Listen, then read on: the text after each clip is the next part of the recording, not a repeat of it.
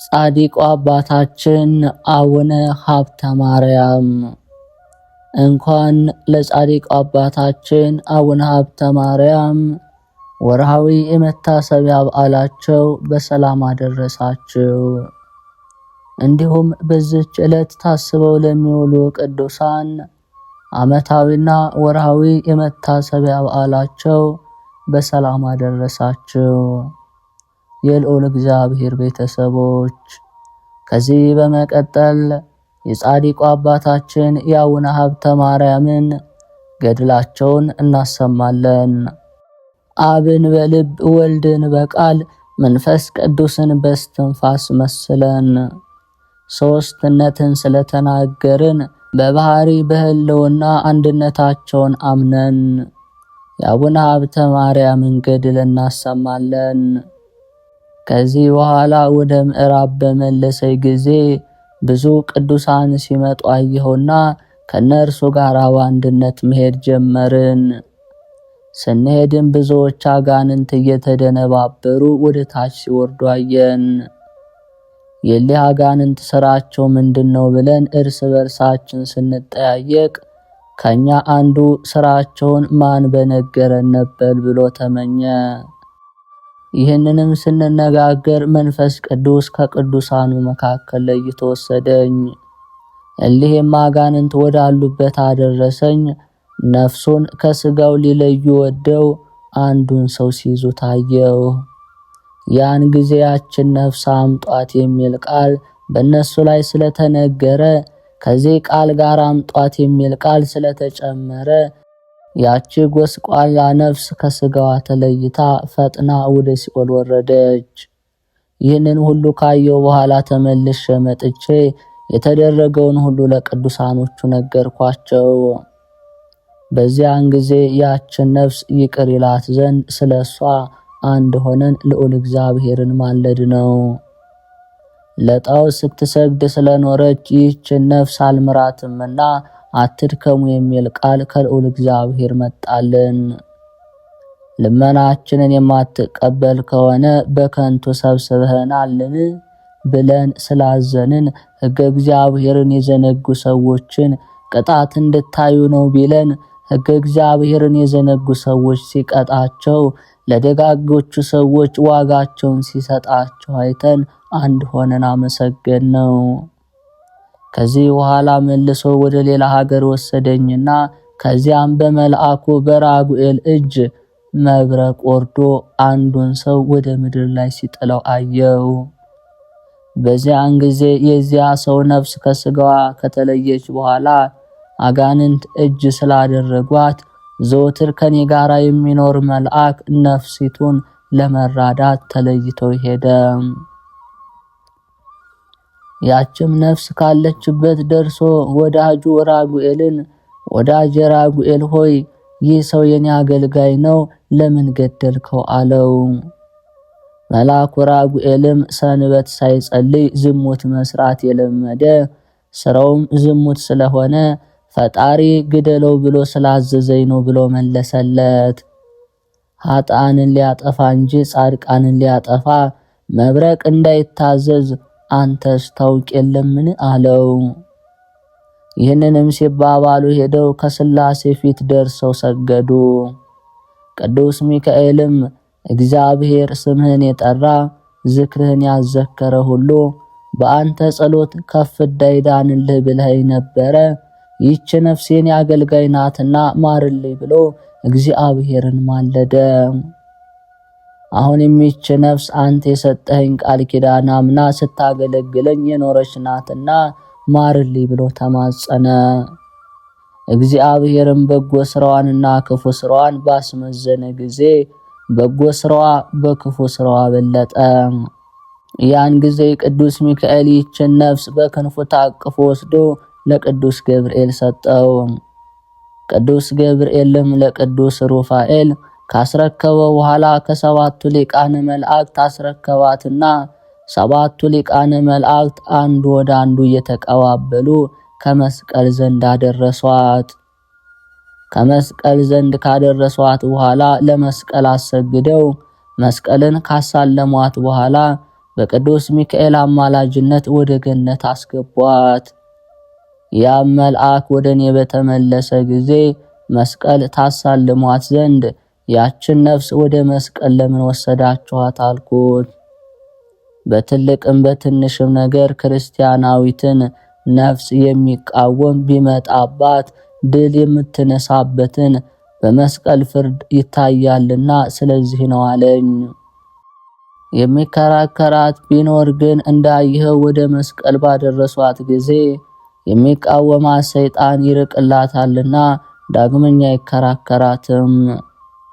ዛሬም ይህችን ነፍስ የሚከራከራት አልነበረምና ስለዚህ ወደ መስቀል ለመውሰድ አፈጠን። ሰይጣን ሲነጋገራት ሊከራከራት እንዳይችል አለኝ። ከዚህ በኋላ ቅዱስ ሚካኤል ወደ ሰማያዊ ኢየሩሳሌም አውጥቶ በውስጡ ወዳለ ቦታ ወስዶ ከዚያ ቆመኝ። እንዲህ ባለ ሥራ ሳለሁ የልዑል እግዚአብሔር የባህሪ ልጁ የሾማቸው 12ቱ ሐዋርያት ወደኔ መጥተው ሀብተ ማርያም ሆይ ከልጅነት እስካሁን የሰራኸው ኃጢአት እኛ ከሰራኑ ያጎደልከውን ቃል መንፈስ ቅዱስ ይቅር ብሎሃል አሉኝ። ስለ እነርሱም ሰግጄ ቡራኬን ከተቀበልኩ በኋላ መልአኩ ልብሰ ተክህኖ ለብሶ በርፈ መስቀል የሰዓት ፍም አንስቶ ከንፈሬን አስነካኝ። በፍቅር አንድነት ተመልሰ ቀድሞ ወደ ነበርክበት ግባና ቢሰሙ የዚህን ዓለም ሕዝብ አስተምራቸው አለኝ። እንዲመለሱ በደላቸውን ሁሉ አስረዳቸው። ባይቀበሉ እኔ ፈርድባቸዋለሁ ባለይ ጊዜ ወደ ቦታዬ መልሶኝ በእግሬ ካቆመኝ በኋላ ከኔ ተሰወረ። ራሳቸውንም አርቀው ይህ ራእይ የአቡነ ሀብተ ማርያም ነው ካሉ በኋላ ራሳቸውን አቅርበው ያን ጊዜ አለቀስኩኝ። ከዚያች ቀን ጀምሮ በመንፈስ ቅዱስ ተገልጦለት ያልተደረገውን እንደተደረገ ያልመጣውን እንዳለፈ ከሰማይ በታች ከምድር በላይ ያለውን የተሰወረውን ሁሉ አባታችን አቡነ ሀብተ ማርያም አወቀ። ሁሉን ከተናገርነው ጭምር እንደ ጎርጎርዮስና እንደ ዮሐንስ አንድነቱን ሶስትነቱን ሲናገር በመዓልትም በሌሊትም ካፉ ሳያቋርጥ 5 ቀን ኖረ። 5ቱም መነኮሳት በአነጋገር ድምፁ የተነሳ እያደነቁ ድርሰቱን ሲሰሙ ሰነበቱ። ወዳጅ ሀብተ ማርያም በ5ቱ ቀን የተናገርከው ምስጢር እስኪሞትም ድረስ ለማን እንዳትናገሩ የሚል ፍጹም ኃይለ ቃል ከሰማይ ወደ እነርሱ መጥቶ ተነገረ። ከሞተ በኋላ ግን ያስተማረውን የተናገረውን ምስጢር ለሚያስተውለው ሰው ንገሩ የሚል ነው። እሊህም ክቡራን ሰዎች ይህንን ከሰሙ በኋላ ስላዩት ስለሰሙት ነገር እጅግ አደነቁ። የተገለጠለትን ምስጢር የተናገረባቸውም ዕለታት የታወቁ ናቸው። እሊህም 9 የጌታችን ኢየሱስ ክርስቶስ በዓላት፣ 33ቱ አምላክን የወለደች የድንግል ማርያም በዓላት ናቸው። ከንዑሳን የመስቀል በዓላት 12ቱ ሐዋርያት በዓላቸው የዮሐንስ መጥምቅ በዓል ነው። ትንቢትን የሚያናግር ክብርን የሚሰጥ መንፈስ ቅዱስ በመጣለት ጊዜ አንድነቱን ሶስትነቱን ለማራቀቅ አባታችን አቡነ ሀብተ ማርያም ፈጥኖ ከተነሳ በኋላ ወገቡን ታጥቆ ፊቱን 1 ጊዜ 2 ጊዜ እያማተበ 4ቱን ማዕዘን በትምህርተ መስቀል ባርኮ ሰማዩን ምድሩንም ከባረከ በኋላ አንድ አምላክ በሚሆን በሶስቱ ስም አምኜ እያመንኩና እየተማጸንኩ ጠላቴ ሰይጣንን በእናቴ ቅድስት ቤተ ክርስቲያን ፊት እክድሃለሁ። ለዚህም ምስክሬ ድንግል ማርያም ናት። ጸወን ደገፋ የምትሆነኝ በዚህ ዓለም በወዲያኛው ዓለም ለዘላለሙ አሜን። ይህንንም 23 ጊዜ ከደገመ በኋላ መንፈስ ቅዱስ እንደገለጠለት ትንቢቱን መናገር ይጀምራል። የተናገረውም ትንቢት በሌላ መጽሐፍ ተጽፏል። ቅዱሳንም ሁሉ አቡነ ሀብተ ማርያም የሚናገረውን ምስጢር ለመስማት ቦታ እስኪጠባቸው ድረስ ከምስራቅ እስከ ምዕራብ ከሰሜን እስከ ደቡብ አቡነ ሀብተ ማርያም ካሉበት ይሰበሰቡ ነበር። በሰሙም ጊዜ ስራው ከሰው ተፈጥሮ ልዩ ነውና ይህንን ሰው በምን እንመስለዋለን? አምላክ ነውን? ወይስ ሌላ አምላክ ወይስ ሰው እያሉ ያደንቁ ነበር። አባታችን አቡነ ሀብተ ማርያም ያንን ጊዜ በልቦናቸው ያሰቡትን አውቆ እናንተ የዚች ሀገር ሰዎች እኔ እናንተ በልቦናችሁ እንደምታስቡት አይደለሁም። እኔ የአምላክ ተገዥ ነኝ እንጂ አምላክ አይደለሁምና እንዲህ እንዳትሉ አላቸው። እኔ ፈጣሪ እንዳዘዘኝ እናገራለሁና። እነርሱም ይህንን ሰምተው የእግዚአብሔርን ሥራ እያደነቁ ወደ ቤታቸው ሄዱ። አባታችን አቡነ ሀብተ ማርያምም ከሀገር ወደ ሀገር እስኪያባርራቸው ድረስ አጋንንትን እንደ ባሪያ እየገዛ ብዙ ዘመን ኖረ። አቤቱ የእግዚአብሔር ገዥ ሀብተ ማርያም ሆይ ካንተ ጋራ ምን ጸባለንና እንዲህ አደረክን እያሉ ይጮሁ ነበር። መላእክት ግን በተንኮል የመጡትን ሴቶችንና ወንዶችን እያጠፉ በቦታው ተከታትመው አቡነ ሀብተ ማርያምን በየዘመኑ የሚደረገውን ሥርዓት ያስተምሩት ነበር። ከዚህ በኋላ የመላእክት አለቃ ቅዱስ ሚካኤል አቡነ ሀብተ ማርያምን በአንተ ትምህርት የሚድኑ ብዙ ሰዎች አሉና ማዕረገ ቅስና እንድትቀበል ና ወደ ጳጳሱ እንሂድ አለው። እርሱም በመታዘዙ ደስ ብሎት እሺ ብሎ መልአኩን ተከተለው። እርሱም ሄዶ ከጳጳሱ ማዕረገ ቅስና ከተቀበለ በኋላ በላዩ ላይ መንፈስ ቅዱስ ስላደረበት በጸጋ ላይ ጸጋ በክብር ላይ ክብር ተጨመረለት። ቅዱስ ሚካኤልም እንደ ሚዜና እንደ ባልንጀራ ከእርሱ ጋር በየጊዜው ሁሉ የእግዚአብሔርን ምስጋና ሲጫወት ኖረ። ቀድሞ ወደ ነበረበት ሀገርም በደረሰ ጊዜ በቃሉ መናፍስተ ርኩሳንን ድል እየነሳ አጋንንትንም ከሰው ላይ እያወጣ ተአምራትንና ድንቅ ድንቅ ስራን በዚያች ሀገር ውስጥ አደረገ። ከዚያ አስቀድሞ ጓና በምትባል ሀገር ይኖር ነበር። በዚህም ሀገር ሳለ መንፈስ ቅዱስ ባደረበት ጊዜ እንደ ኤርምያስና እንደ ኢሳይያስ የአንድነትና የሶስትነቱን ምስጢረ መለኮት ተናገረ። በሀገሩም ያሉ ሰዎች ሁሉ ትምህርቱን ለመስማት ይጣደፉ ነበር። እርሱም የአንዱን ክፉንም በጎውንም ቢሆን ስራቸውን እየገለጠ ያስተምራቸው ነበር። ያን ጊዜ መንግስተ ሰማያት ልትሰጥ ቀርባለችና ንስሐ ግቡ እያለ ስላስተማራቸው ሰምተው በመደንገጣቸው ኃጢአታቸውን አብሯቸው ለነበረ ቄስ እየነገሩ ንስሐ ገቡ። ቄሱም እንደ ኃጢአታቸው መጠን እንደሚገባ ንስሐውን ይሰጣቸው ነበር።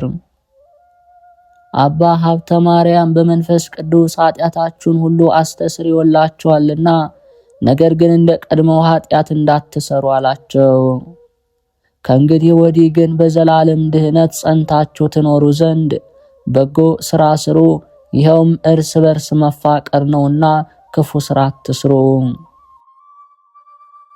አባታችን አቡነ ሀብተ ማርያምም የሚመጣውን ትንቢት ያለፈውን ምስጢር በማወቅ አብዝቶ ባስተማረ ጊዜ የሀገሩ ሰዎች እርስ በርሳቸው የዚህ ሰው ስራው ምንድነው ተባባሉ።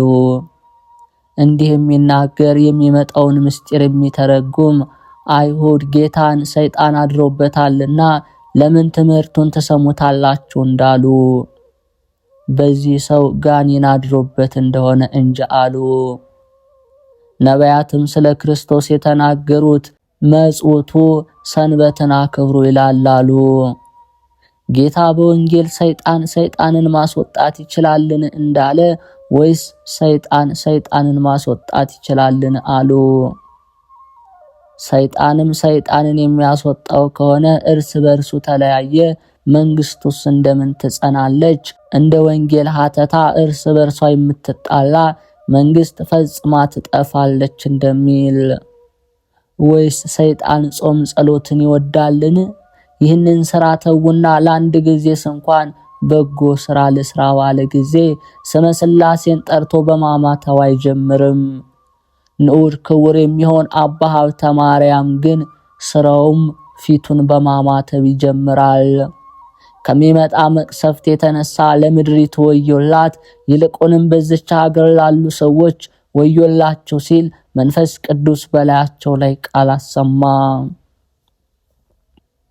የመረጥኩት ወዳጅን ንቀውታል አቃለውታልና፣ እርሱን ብቻ የናቁ ያቃለሉ አይደለም እኔንም ናቁኝ አቃለሉኝ እንጂ። እኔ ፈጽሜ ንቄያቸውና ወዳጅ ሀብተ ማርያምን ግን እንደ ሙሴ መርጬ ከሁሉ ሕዝብ ላይ እሾማለሁ። ሌላም መልአክ አቤቱ በደምህ የዋጃቸው ሕዝብ እንዳይጎዱ ተቆጥተ በሕዝቡ ላይ መዓትህን አታውርዳለው። ለምልክት ይህ የመቅሰፍት ዕድል በኃጥአን ላይ አድርግ እንጂ። ጌታ ክርስቶስም መልአኩን እኔ ወደድኩትን አደርጋለሁ፣ ላንተ ከዚህ ምን አለህ ብሎ መለሰለት። እኔ ግን ወዳጅ ሀብተ ማርያምን ወዳጅን ከናቀች ቃሌን ካቃለለች ከዚች ሀገር አወጣለሁ። መልአኩም ይህንን ቃል ሰምቶ ፈጥኖ ይወጣ ዘንድ አባ ሀብተ ማርያምን አዘዘ። ከዚህ ሀገር ተነስቶ ወደ ሌላ ሀገር ይሄድ ዘንድ ስለታዘዘ ቅዱስ አቡነ ሀብተ ማርያምም የመልአኩን ቃል ሰምቶ ጉለጓት ወደምትባል ሀገር ሄዶ ኖረ።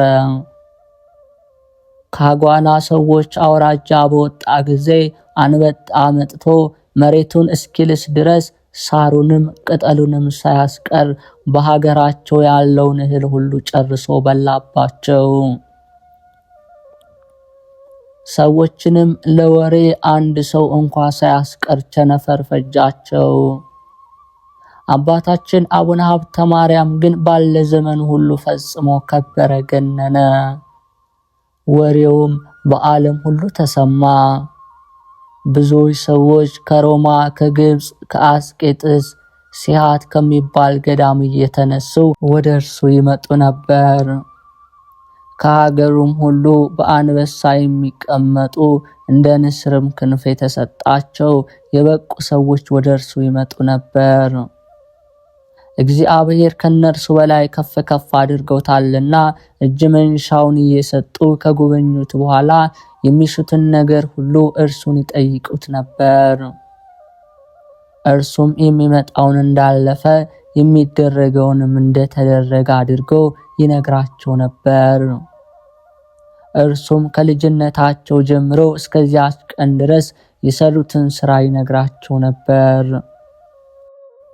እነርሱ ዕውቀቱን እያደነቁ እግሩን እጁን ሲስሙት እርሱም እንደነርሱ እያንዳንዳቸውን ይሰማቸው ነበር። እርሱም እንደነሱ እያንዳንዳቸውን ይስማቸው ነበር። እርሱም ብቃታቸውን አይቶ ስራቸው እንዲህ ሲሆን ለምን ወደኔ ትመጣላችሁ አላቸው። እነርሱም በማናቸውም ስራ እግዚአብሔርን በለመነው ጊዜ እርሱም በኢትዮጵያ የሚኖር እንደ ሙሴ ያለ ሀብተ ማርያም የሚባል ወዳጅ አለና ሁሉን ስለሚነግራችሁ ዘወትር እርሱን ጠይቁ ብሎ ስላዘዘን ነው አሉት። የእግዚአብሔርን ቃል ስለሰማን ወደ አንተ መጣን። እርሱም ከሩቅ መምጣታቸውን እያደነቀ ቅዱሳኑን በፍቅር አንድነት ይሸኛቸው ነበር።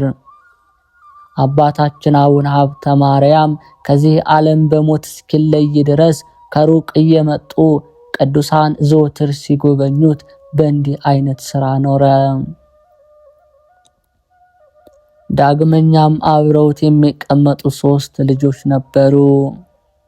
አባ ሀብተ ማርያምም ልጆቹን ልጆቼ እኔ ሳላሳያችሁ እንዳትበሉ እንዳትጠጡ አላቸው።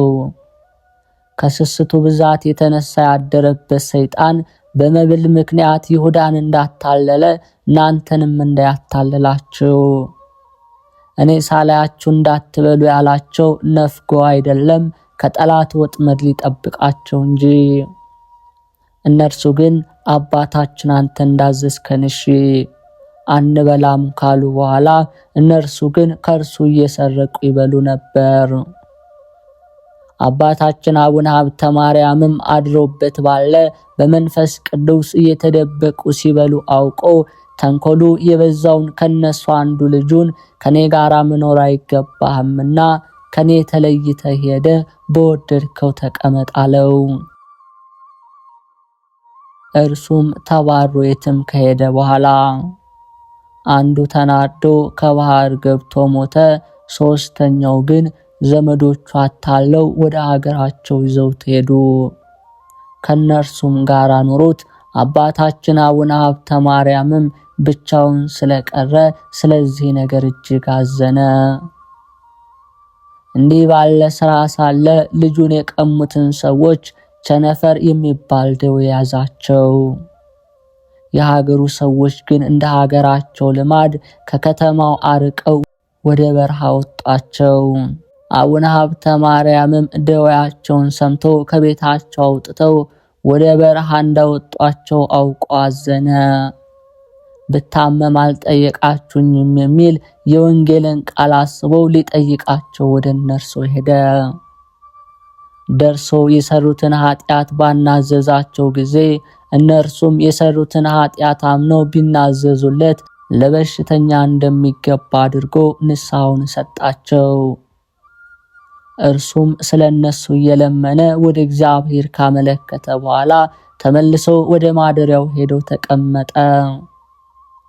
ጠይቀው ሲመለስ አጋንንቶች ተከተሉትና አባታችን ሀብተ ማርያምም በግልጥ አይቶ የቸነፈር ሰራተኞች እንደሆኑ ባወቀ ጊዜ ወደ እርሱ ቀርበው እንዳይዳስሱት በእግዚአብሔር ስም ካማላቸው በኋላ አሰናብቶ ወደ ቦታቸው ሰደዳቸው። የጻድቁ አባታችን አቡነ ሀብተ ማርያም በረከት ረድኤቱ ይጠብቀን። ከቤቱ ከገባ በኋላ ጸሎቱን ይጸልይ ዘንድ በጀመረ ጊዜ ጸሎቱንም ሲጸልይ ሳለ ጌታችን መድኃኒታችን ኢየሱስ ክርስቶስ የብዙ መላእክቱን አስከትሎ ቅዱሳን አንስትን ካስከተለች ከናቱ ከድንግል ማርያም ጋራ ወደ እርሱ መጣ። ዳግመኛ ጻድቃን፣ ሰማዕታት፣ ሐዋርያትም ነቢያትም ተገለጹለት። አባታችን አቡነ ሀብተ ማርያም ያለበትን ቤት ብርሃን ተመላ። ያን ጊዜ ይህንን የሚያስፈራ ድንቅ ራእይ ባየ ጊዜ ደንግጦ ፈራ። ጌታችን ክርስቶስም ወዳጅ ሀብተ ማርያም ዘውትር የምትሰራውን ስራ ሁሉ እኔ ወድጄ የምቀበለው ነው ብዬ በእውነት እነግርሃለሁ ብሎ በፍቅር በአንድነት ተናገረው። ልጅህን የቀማህን ሰው ይቅር ስላልክ ባለ ዘመን ሁሉ ካንተ እንዳልለይ የለመንከኝን ሁሉ እንዳደርግልህ በማይታበል ቃል እምልልሃለሁ።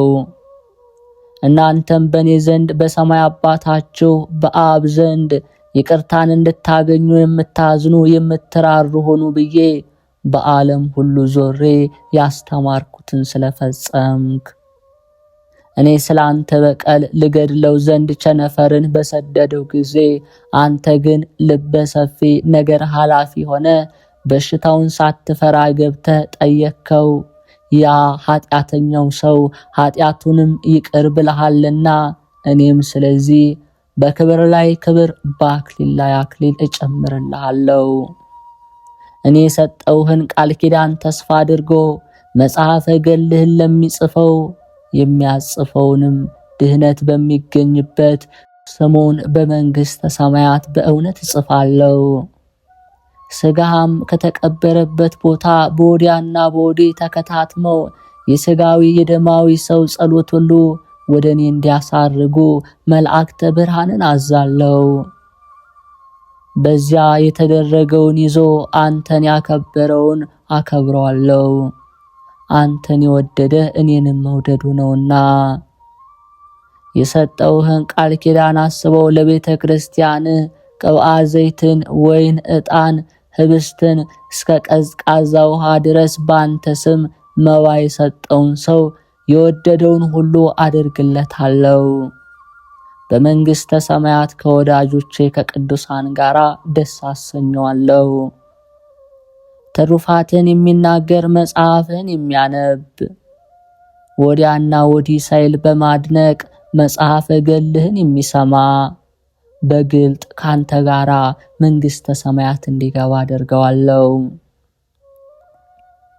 ኃጥእ ሰው ሁሉ በሃይማኖት አምኖ አቤቱ የአባታችን የአቡነ ሀብተ ማርያም ፈጣሪ ኃጢአቴን ይቅር በለኝ ብሎ ያንተን ስም ጠርቶ ቢለምነኝ ኃጢአቱን አስተሰርይለታለሁ። አንተ ስለወደድከኝ ንጹሕ ማደሪያ ስለሆንከኝ በዚህ ወራት እንዳንተ ያለ ንጹሕ ድንግል ልበ ሰፊ ነገር ኃላፊ ትሕትናን የያዘ ደግ አዋቂ ብልህ ታጋሽ የሆነ የለምና አለው። አንተ በተሰጠ ሀብት ከሌሎች ጣዖታት ለይተ ስለወደድከኝ ብቻ አይደለም፣ እኔ ከሌሎች መነኮሳት ወድጄ ስለመረጥኩ ነው እንጂ። ሳልፈጥርህ አስቀድሜ ወድጄሃለሁና ተፈጥሮህም በእናት ማኅፀን ሳለ አክብሬሃለሁና ማደሪያ አድርጌሃለሁና። ቅዱሳን መላእክቶችም የምትሻውን ይፈጽሙልህ ዘንድ አዛቸዋለሁ። ዘወትር ካንተ ጋር ይኖራሉ፣ ካንተም አይለዩም። በሕፃንነትህ ወራት ሳለ በሌሊት ራእይ የተገለጽኩልህ እኔ ነኝ። እንቢ በላቸው እንጂ ያንተ ያልሆነ እሸቱን ከልጆቹ ጋር አትብላ ስልህ ጌታዬ እሺ፣ ነገር ግን ስምህን ንገረኝ ብትለኝ ያን ጊዜ አልገለጽኩልህም ነበር። በኋላ እነግርሃለሁ ብዬ ነበርና ዛሬ ግን የምነግርበት ጊዜ ስለደረሰ እነግርሃለሁና ብሎ ያን ጊዜ የሥላሴን አንድነትና ሦስትነትን የሚያስረዳ አብይ ምስጢርን ነገረው። አቡነ ሀብተ ማርያምም የሰማውን ምስጢር ጽፎ አትሞ ከእርሱ ዘንድ በክብር አኖረው። ይህም መጽሐፍ ለምስክርነት በሌላ ቦታ ተቀምጧል። ይህን ብንጽፍ ከነገሩ ብዛት የተነሳ መጽሐፍቱንም ቦታ ባልወሰነው ነበር። ክብር ምስጋና ይግባውና ጌታ ክርስቶስ ሰላምታ ከሰጠው በኋላ መላእክቶቹን የሚሻውን ታደርጉለት ዘንድ እንድትጎበኙት እናንተም ለወዳጅ ሀብተ ማርያም ቃል ኪዳን ግቡለት አላቸው። የመላእክት አለቃ ቅዱስ ሚካኤል አቡነ ሀብተ ማርያምን የቸርነት መልአክ ሚካኤል፣ የይቅርታ መልአክ ሚካኤል፣ የማዳን መልአክ ሚካኤል ሆይ ብለህ ስሜን ጠርተ በለመንከኝ ጊዜ አንተን ለመርዳት ለማዳን ፈጥኜ ወደ አንተ እመጣለሁ አለው።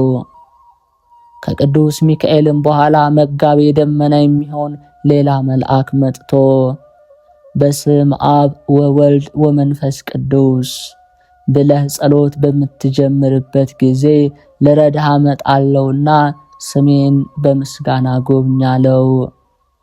እንደዚሁም ሁሉ ሰባቱ ሊቃነ መላእክት፣ አራቱ ጸወርተ መንበር ኪሩቤል፣ 24ቱ አጥንተ መንበር ከሃይናተ ሰማይ አምላክን የወለደች ድንግል ማርያም ሁሉም እያንዳንዳቸው ስማቸውን እየለየ በጠራ ጊዜ በአንድነት ይጎበኙት ዘንድ ቃል ኪዳን ገቡለት። ከዚህ በኋላ ፍቅር አንድነት ካንተ ጋራ ይኑር ብሎ ቡራኪውን ሰጠውና መፍቀሬ ሰብ ስለሆነ አፉን ስሞት ጌታችን ክርስቶስ በክብር በምስጋና ወደ ሰማይ አረገ። አባታችን አቡነ ሀብተ ማርያምም ከፈጣሪው ከእግዚአብሔር የተሰጠውን ክብር እያደነቀ በጾም በጸሎት ተወስኖ ኖረ። ለኛም ከተሰጠው ክብር እግዚአብሔር ያድለን በእውነት። ከዕለታት አንድ ቀን ሥጋው ደሙን ቀድሶ ለማቁረብ ወደ ቤተ ክርስቲያን አባታችን በገባ ጊዜ ለመርዳት ቅዱስ ሚካኤልና ቅዱስ ገብርኤል ወረዱ። ከወረዱ በኋላ ቅዱስ ሚካኤል እንደ ጥላ ራሱን ጋረደው። ቅዱስ ገብርኤልም የጠፋውን ኃይለ ቃል ያቃናለት ዘንድ ወንጌል ሲያነብ ይደግፈው ነበር። በዚያች ቀን ከአቡነ ሀብተ ማርያም እጅ ሥጋው ደሙን ለመቀበል በየአድባራቱ በየገዳማቱ ተሰውረው የሚኖሩ 500 ስውራን ቅዱሳን ወደ እርሱ መጡ። ጌታችን ኢየሱስ ክርስቶስም ተገልጦ ከዛሬ ጀምሮ እስከ ዕለተ ሞት ከእጅ ሥጋው ደሙን የተቀበለውን ምሬልሃለሁ፣ በስውር ሆኖ በግልጥም ሆኖ ዘወትር እንድትቀድስ አዝሃለሁ ብሎ ይህንን ካዘዘው በኋላ ጌታ ክርስቶስ ተሰወረው። ዳግመኛ ቅዳሴ ማርያምን ቀድሶ የትንሣኤ ዕለት ካቆረበ በኋላ በሰላም ወጥቶ በፍቅር አንድነት ወደ ቤቱ ተመልሶ ሳለ በመግባቱም ጊዜ አምላክን የወለደች ድንግል ማርያም ተገልጣ ነገም አንተው ቅዳሴን ቀድስ፣ ይህም ቅዳሴ መዓዛ ቅዳሴ ነውና የዓለም መሰረት ድንግል ማርያም ሆይ ወደ እኔ ነይ ብለህ በጠራኸኝ ጊዜ ነቢያትን ሐዋርያትን አስከትዬ መጥቼ ባርክሃለሁ አለችው። አቡነ ሀብተ ማርያምም እመቤቴ ሆይ እንዳዘዝሽኝ እሺ ብዬ ቀድስ ነበር። ነገር ግን ዛሬ በተራዬ ከቀደስኩ በኋላ ነገ ባለ ተራ ቄስ ይቀድሳልና ለኔ ማን ይሰጠኛል አላት። ጌታ ክርስቶስን የወለደች ድንግል ማርያምም ፈቃድሽ ስለሆነ አንተ እንድትቀድስ አደርጋለሁና አንተ ቀድስ ብላ ከእርሱ ዘንድ ተሰወረች። በበነጋው የሚያዝያ መባቻ ሰኞ ቀን ነበር። ሌላው ተረኛ ቄስ የሚቀድስበት ነው። ተረኛው ቄስ ከእንቅልፉ በነቃ ጊዜ ቸኩሎ እየተፋጠነ ወደ ቤተ ክርስቲያን ሲሮጥ በጎዳና እግሮቹ ተሰነካከሉና ከድንጋይ ላይ ወደቀና ጥርሱ ስለደማ ስለ ሥጋው ደሙ ቅዳሴ ደንግጦ ከዚህ በኋላ እያዘነ ወደ አባ ሀብተ ማርያም ሄዶ ያ ቄስ በጣም እያዘነ እየተከዘ በእኔ ስም ከሚታጎል አንተ ቀድስልኝ አላቸው። እነሆ እኔ በመንገድ ወድቄ ከጥርሴ ብዙ ደም ፈሷል በማለት አባ ሀብተ ማርያምን ለመነ። አቡነ ሀብተ ማርያምም የቄሱን ነገር ሰምቶ አምላክን የወለደች እመቤታችን የነገረችውን ነገር አስቦ አደነቀ።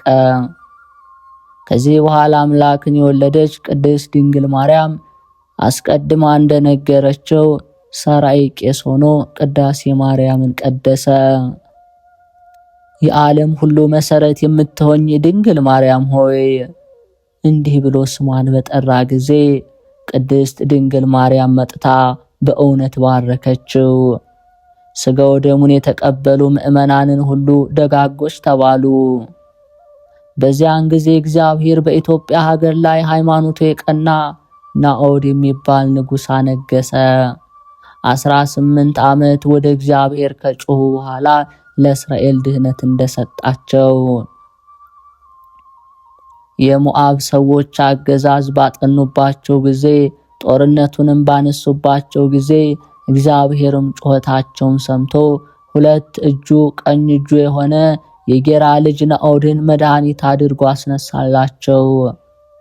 በእርሱ ፍጹም ነፃነት የሚያወጣ መድኃኒት አገኙ።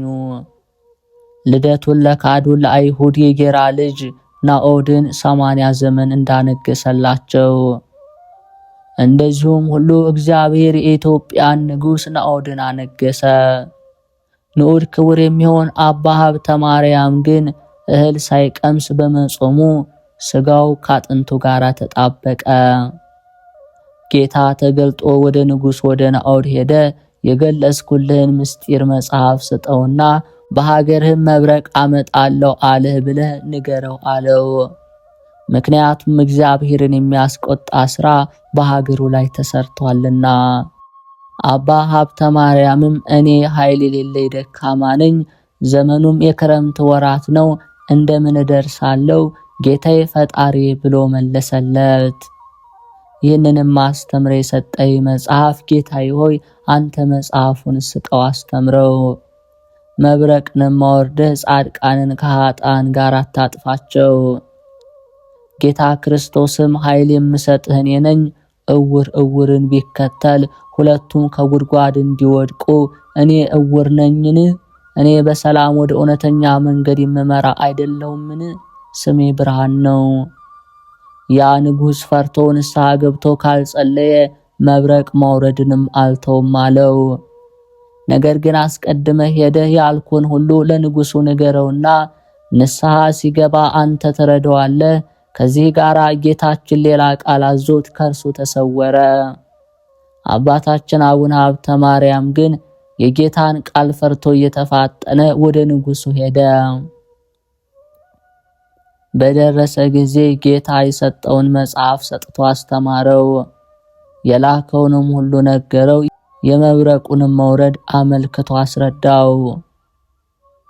ንጉሡም መልእክቱን ከሰማ በኋላ ይህንን መጽሐፍ ተቀብሎ ከእግዚአብሔር እንደታዘዘ አውቆ ደንግጦ አዘነ። ከዚህ በኋላ የዚህን መጽሐፍ ትርጓሜ የሚያውቅ ከካህናት አንዱን ጠርቶ ንጉሡም እስኪ ይህንን የመልእክት መጽሐፍ መርምረ ምስጢሩን ንገረኝ። ካህኑም መርምሮ ትእዛዙን ለንጉሡ ነገረው። ንጉሡም አባ ሀብተ ማርያምን ያለንባቸው ዘመናት ክፉ እንዳይሆኑ ስለኛ አንተ ጸንተ ጸልይልን እንጂ አንተ ካልጸለይክልን ሀገራችን ከመከራ አትድንምና አለው። አባታችን አቡነ ሀብተ ማርያምም እግዚአብሔር ይርዳን እንጂ ይሁን ጸልያለሁ አለው። ከዚህ በኋላ ንጉሡ ለአቡነ ሀብተ ማርያም ስራው ልዩ የሆነ የከበረ መስቀልን ሰጥቶ አባቴ ሆይ መስቀሉን ባየ ቁጥር ንዕድ ክብርት በምትሆን ጸሎት አስበኝ። አባታችን አቡነ ሀብተ ማርያምም መስቀሉን አክብሮ ከተቀበለ በኋላ ንጉሡን ያጸናው፣ ጠላቱንም ድል እንዲያደርግ በጸሎቱ ይረዳው ነበር። ከዚህ በኋላ አባታችን አቡነ ሀብተ ማርያም ከንጉሡ ተሰናብቶ ተመልሶ ወደ ቤቱ ገባ። ንጉሡ ስላማጸነው ቃል እንደ ልማዱ በጾም በጸሎት በስግደት ጽኑ በሆነ ለቅሶ ዘወትር እየጸለየ በትጋት ኖረ። ጸሎቱን ከፈጸመ በኋላ ዳግመኛ ጌታ አቡነ ሀብተ ማርያምን ንጉሡን ስራህንና ድካምህን አይቻለሁ፣ ጸሎትህንም ተቀብያለሁ በለው። በቸነፈር ጥቂት ሰዎች ይሞታሉ እንጂ መቅሰፍተ መዓቴ ከአንተ ከሀገር የታዘዘብህ መቅሰፍት ይርቃል በለው አለው። አባታችንም አቡነ ሀብተ ማርያምም ስለ ንጉሡ ነገር ጌታ የነገራቸውን ሰምቶ ወደ ንጉሡ ላከ። ኢያሱ ተልኮ ወደ ንጉሡ ሄዶ የተላከውን መልእክት ለንጉሡ ነገረ። ንጉሡም ይህንን ነገር ሰምቶ እጅጉን ደስ አለው። ንጉሡም አንዱን መስቀል ለመምህሩ ከሰላምታ ጋር ሰደደለት፣ አንዱን መስቀል ለመልእክተኛ ለአባ ኢያሱ ለራስ ይሁን ብሎ ሰጠው። እርሱም ንጉሡ የላከለትን ለመምህሩ አደረሰ። አባ ሀብተ ማርያምም ለንጉሥ የተደረጉትን ተአምራቶች ለወዳጆቹ ምስጢርን የሚገልጥ የእግዚአብሔርን ሥራ አደነቀ። ከዚህ በኋላ በንጉሡ ሀገር መብረቅ ቸነፈር መጥቶ ጻድቁ በተናገሩት ምልክት ጥቂት ሰውን ገደለ። ይህ በተደረገ ጊዜ የተሰወረውን የሚያውቅ አቡነ ሀብተ ማርያም ሁሉ እንዲደረግ አወቀ። የጻድቁ አባታችን አቡነ ሀብተ ማርያም ልመናው ክብሩ ይደርብንና አነሳስቶ ላስጀመረን አስጀምሮ ላስፈጸመን ለእግዚአብሔር ክብር ምስጋና ይግባው፣ አሜን።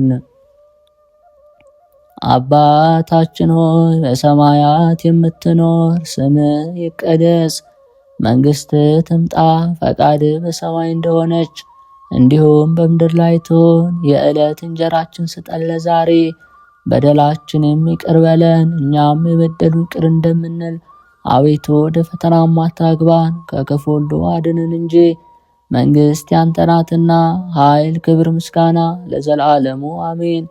እመቤታችን ቅድስት ድንግል ማርያም ሆይ በመልአኩ በቅዱስ ገብርኤል ሰላምታ ሰላም እንልሻለን። በሐሳብሽ ድንግል ነሽ፣ በሥጋሽም ድንግል ነሽ። አሸናፊ እግዚአብሔር ናት ሆይ ሰላምታ ላንቺ ይገባሻል። ከሴቶች ሁሉ ተለይተሽ አንቺ የተባረክሽ ነሽ፣ የማኅፀንሽ ፍሬ የተባረከ ነው። ጸጋን የተመላሽ ቅድስት ሆይ ደስ ይበልሽ፣ ልዑል እግዚአብሔር ካንቺ ጋር ነውና ከተወደደው ልጅሽ ከጌታችን ከመድኃኒታችን ከኢየሱስ ክርስቶስ ዘንድ ይቅርታና ምሕረትን ለምኝልን ኃጢአታችንም ያስተሰርይልን ዘንድ ለዘላለሙ አሜን።